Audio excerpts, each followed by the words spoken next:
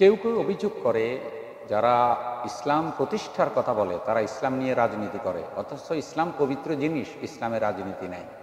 বিষয়টি সম্পর্কে কিছু বলবেন কি? খুবই গুরুত্বপূর্ণ এবং বর্তমান সময়ের সাথে প্রাসঙ্গিক একটা বিষয়। দেখুন, ইসলাম পুরোটাই রাজনীতি, ইসলামের বাহিরে কোনো রাজনীতি নেই। আমাদের দেশে যারা ইসলামের বাহিরে দল বানিয়েছে, গণতন্ত্র বানিয়েছে এবং এত বছর যারা দেশ শাসন করেছে মানব রচিত আইনে, ইসলাম বিরোধী আইনে, তারা মুসলিম।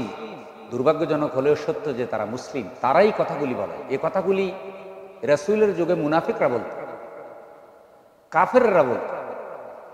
যখন এই কথা বলা হয় তখন এই কথা কাফেরদের সাথে মিলে যায়। কাফেররা বলে যে ধর্মের মধ্যে কোনো রাজনীতি নাই, ইসলামের নীতিগুলি সবচাইতে শ্রেষ্ঠ, সবচাইতে বড় রাজা হলেন আল্লাহ তাআলা। আল্লাহ মহারাজা, সবার ক্ষমতা পরিবর্তন হয়, আল্লাহর ক্ষমতা কোনোদিন যায় না। সেই রাজার পক্ষ থেকে যেই নীতি আল্লাহ কোরআনে দিয়েছেন ওটাই রাজনীতি। যদি আপনি রাজার নীতি রাজনীতি বলেন তাহলে আল্লাহ হলেন মহারাজা, আল্লাহর নীতি রাজনীতি, আর আল্লাহর সব নীতি কোরআনে আছে।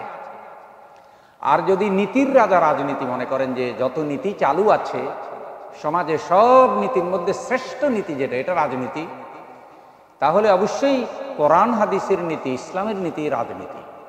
ইসলাম শুধু মুসলমানের জন্য আসেনি, ইসলাম প্রতিষ্ঠিত হলে মুসলিম অমুসলিম সবাই শান্তি পাবে, কল্যাণ পাবে। সুতরাং ইসলামেই রাজনীতি আছে, অন্য কোথাও রাজনীতি নেই। অন্যগুলা সব পেট নীতি, সন্ত্রাস, চাঁদা, দুর্নীতি, সুবিধা কামাই করা, সাম্রাজ্যবাদ প্রতিষ্ঠা করা ইত্যাদি।